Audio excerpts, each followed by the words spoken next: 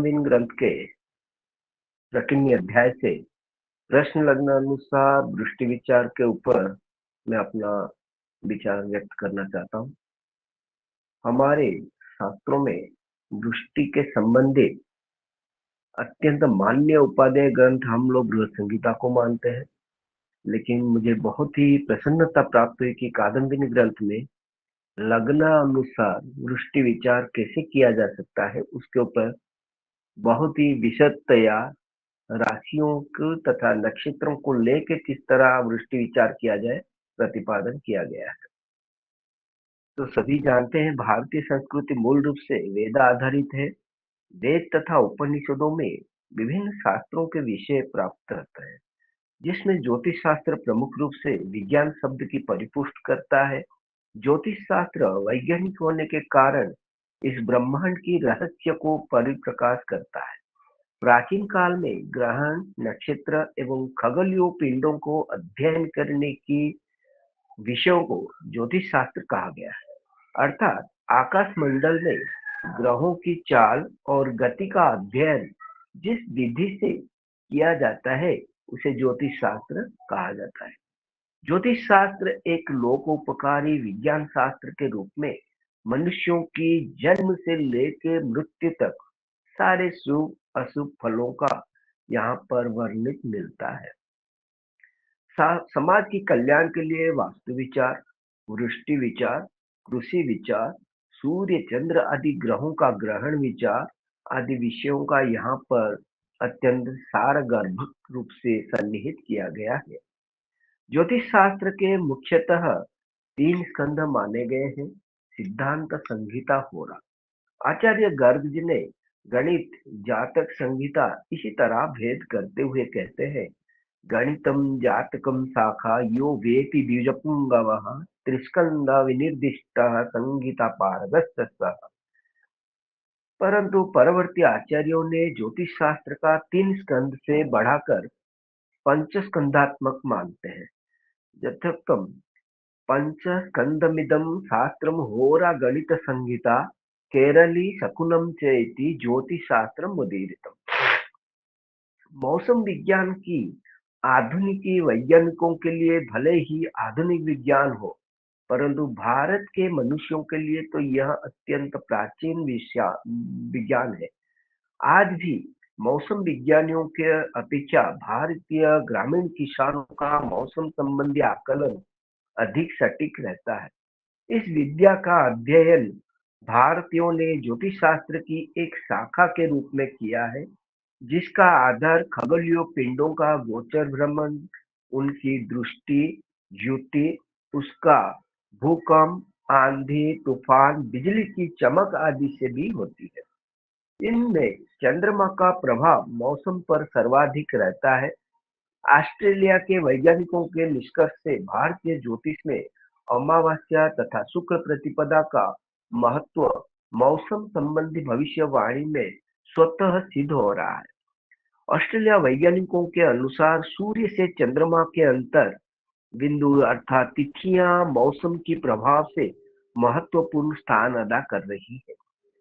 उष्ण कटिबंध के वैज्ञानिकों के निष्कर्ष से भारतीय ज्योतिष में अमावस्या तथा शुक्ल प्रतिपदा का महत्व मौसम संबंधी भविष्यवाणी में स्वतः सिद्ध हो रहा है। ऑस्ट्रेलिया वैज्ञानिकों के अनुसार सूर्य से चंद्रमा का अंतर के बिंदु अर्थात तिथियां मौसम की प्रभाव से महत्वपूर्ण स्थान अदा कर रही है।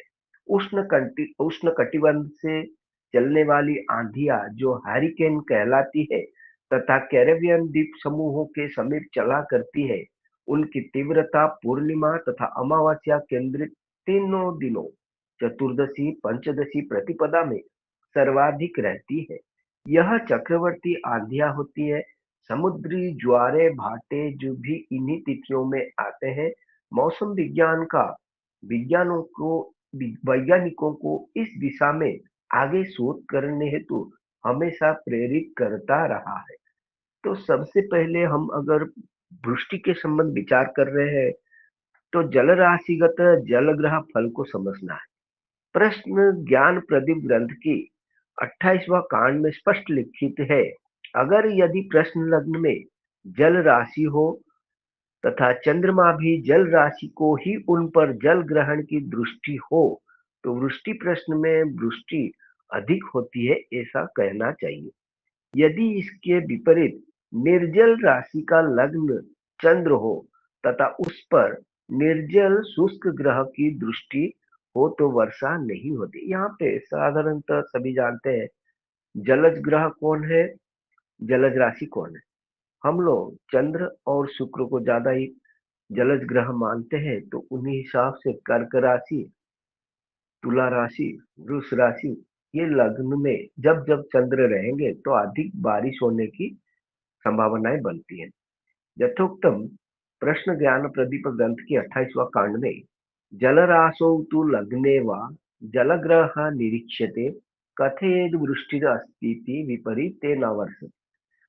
इसी तरह उत्तम वृष्टि कथन के लिए यदि जल राशि या लग्न में शुक्र हो तथा चंद्रमा भी साथ में हो तो उत्तम वर्षा कहलाती है। यदि इन दोनों की दृष्टि स्व राशि अथवा अपनी उच्च राशि पर हो तब भी उत्तम वृष्टि होती है। यदि चंद्र एवं शुक्र की दृष्टि केंद्र पर हो तब भी उत्तम वृष्टि होती है। यह वृष्टि 3 या 4 दिनों तक भी संभव अत्यधिक रहता है। यदि लग्न से चतुर्थ भाव हिबुक जल का भाव में शुक्र बैठा हो तो उसी दिन खूब जल बरसता है। हिबुक भाव चतुर्थ भाव सभी जानते हैं। अतः मेरे मत में गोचर में भी इन लोगों की रहने पर अत्यधिक बारिश की संभावनाएं होती है। जलराशि सुतमा एतौ स्वक्षेत्रमुच्चम्बा पश्यतो यदि केन्द्रकम् त्रिचतुर्दिवसानन्तरं महावृष्टिर्भविष्यति लग्नात् चतुर्थे शुक्रः स्यात् तद्दिने वृष्टिरुत्तमा। उसी कड़ी में अतिवृष्टि की संभावना के योग में यदि गुरु, शुक्र एवं चंद्र यह तीनों जल राशियों में बैठकर और रुद्र राशि तथा लगन को देखते हो तब भी अतिवृष्टि का योग बनता है। यथा जलराशिषु तिष्ठन्ति शुक्र जीव सुधाकरः आरूढ़ोदय राशिंश्चेत् पश्यन्त्यत्यधिक वृष्टयः। उसी कड़ी में दैवज्ञ के पास सभी की प्रश्नों की संभावनाएं रहती हैं, आशय करके अल्प वृष्टि योग भी जाना जाता है। यदि राशि चक्र में लग्न से केंद्र में मंगल, राहु बैठे हो तो वृष्टि अधिक नहीं होती है, अथवा प्रचंड हवा चलेगी एवं बादल उड़ जाएंगे।